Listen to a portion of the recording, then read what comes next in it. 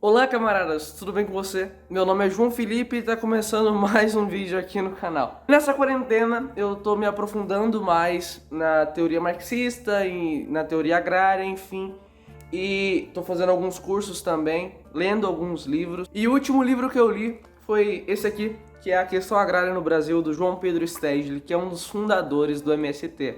Recomendo muito a leitura porque é um livro muito bom. Então esse vídeo aqui é baseado justamente nesse livro e a gente vai falar sobre a questão agrária no Brasil.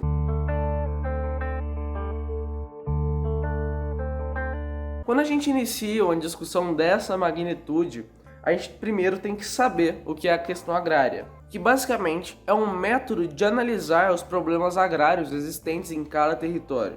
Desde 1500, a terra tem servido no Brasil apenas às grandes elites, após a chegada dos europeus com a intenção de expandir seu capitalismo comercial. Essas terras obviamente já eram habitadas por indígenas e não existia propriedade privada da mesma.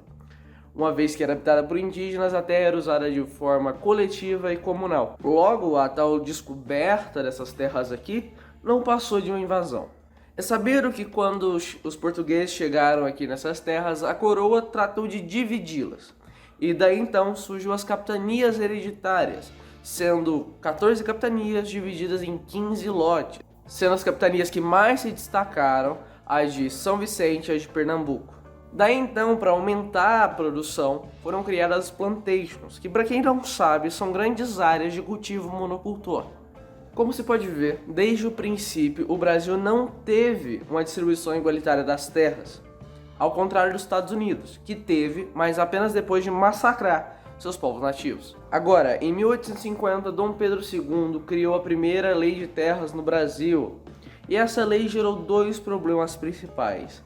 Essa lei definia que só quem legalizasse sua terra no cartório, pagando certa quantia à coroa, seria o proprietário de fato da terra. E essa lei gerou dois problemas principais. O primeiro foi que segregou os pobres e os manteve como assalariados, uma vez que esses pobres não tinham condições de pagar por suas terras. O segundo foi que consolidou o latifúndio e tornou a terra mercadoria, o que a gente sabe que não deve acontecer, porque a terra ela deve ser utilizada para produzir alimentos e não para produzir mercadoria, e muito menos se tornar uma mercadoria. Mas como essa lei fez isso?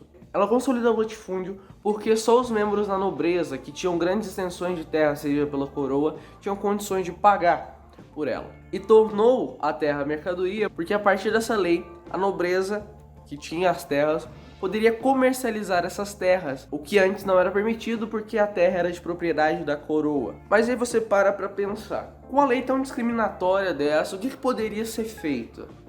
Então, no final do século XIX e início do século XX, começaram a surgir os primeiros movimentos sociais pela terra. Porque é notório que existe um problema agrário no Brasil e isso vem desde suas origens coloniais. E quem em sã consciência, vendo que está sendo explorado e que poderia estar trabalhando na terra, não ia resolver lutar por ela. O Brasil possui um território de aproximadamente 850 milhões de hectares, incluindo área com rios, lagos e depressões. Segundo o INCRA, o Instituto Nacional de Colonização e Reforma Agrária, 420 milhões de hectares já haviam sido registrados como posse ou propriedade até 2003. 250 milhões de hectares pertencem ao governo e 95 milhões são terras indígenas. E esses fatores caracterizam a estrutura fundiária do Brasil, que é como está distribuída as terras em determinado país. O estudo Gini, feito em 2006, mostra que o Brasil tem uma concentração de terras de 0,8. Mas o que isso quer dizer?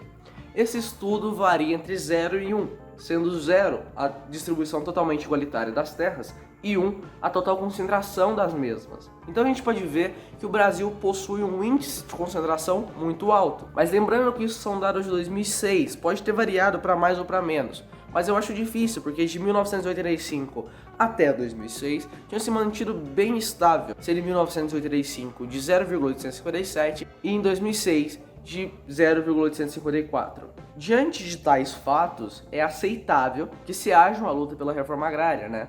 Porque, como eu falei, quem em sã consciência, vendo que está sendo explorado, não resolveria lutar. Mas essa luta pela reforma agrária ocorre porque ela traz benefícios tanto direta quanto indiretamente para a população.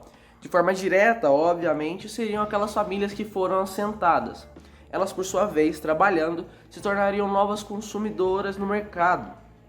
e faria a indústria gerar novos empregos para atender a demanda de produção. Sendo assim, a reforma agrária agiu direta e indiretamente na criação de empregos. Mas isso gera medo nos grandes latifundiários que temem perder os seus latifúndios improdutivos.